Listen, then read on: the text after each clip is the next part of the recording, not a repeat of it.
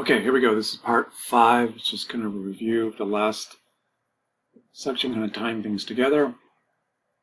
Okay, so we go back to our case. I can fix this here. It's not. With Cinderella. So let's see if we can break this down, thinking in terms of the big, the kind of schematic we're using for clinical reasoning for breaking all these things down, which you're going to have to do on the midterms. You're going to need to keep practicing this. You're doing it for your video cases as well. So she basically has the first list, her functional problems: scrubbing the floors, carrying buckets of water, hammering, and lifting a cup of coffee. Those are 4 functional problems that you'll carry all the way across, and you'll have 4 goals for those 4 problems. Her measure, her baseline, is her pain. 5 out of 10, 4 out of 10, 3 out of 10, 2 out of 10 for each one of those problems. Her cause is a little confusing, doesn't give you a clear indication here. It could be one of 2 things from reading this. It could be tennis elbow, or it could be radial tunnel syndrome. So it could be RTS or tennis elbow. Let's go with tennis elbow. Tennis elbow, let's say you think that is. So the cause, I think the cause of her pain is lateral epicondylitis. Why do you think that? What do you support? How can you support your argument? I'm going to say she would be positive for the Cosen's. She'd also be positive for the middle finger test, but just one would be good. Positive for the Cosen's. She had, following your thumbs after that, she has pain in the lateral epicondyle. And she also reports pain with doing activities that require wrist extension. So occupations that involve wrist extension cause pain. And she also reports loss of motion and strength with wrist extension and supination, pronation, but mostly, primarily that's supporting her case, wrist extension. And so that really supports your cause right there.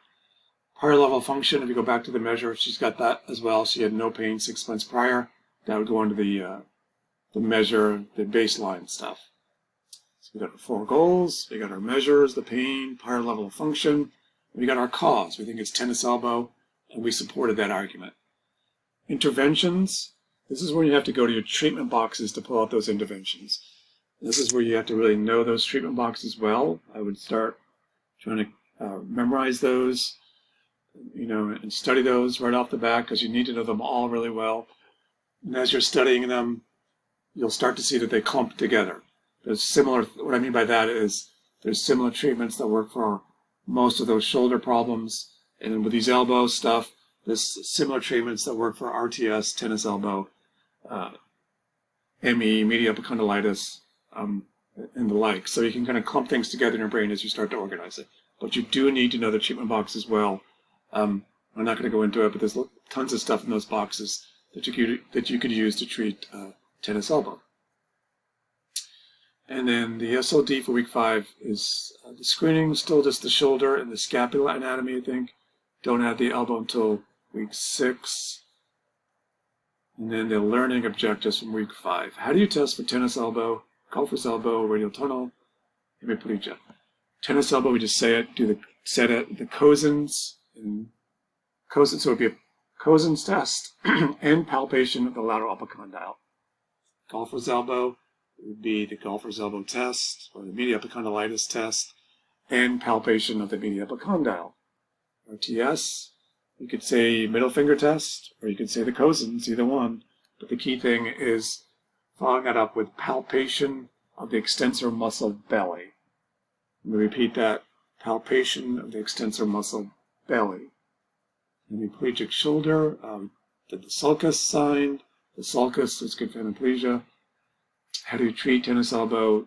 Lots of things you can do. Most effective thing that I found is the Mulligan glides. How do you treat golfer's elbow? You could try icing or cross-friction massage on the medial epicondyle. How could you treat RTS? It is a nerve thing, a radial nerve thing. You could try radial nerve glides. That may make a difference.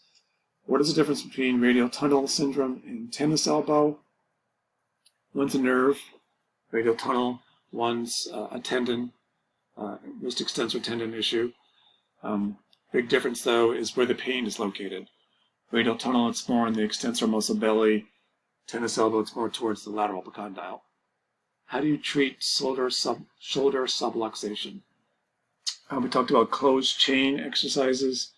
So the affected shoulder, the distal part, the hand is fixed on a desk or something as you're using your other hand. Okay, so what's coming up?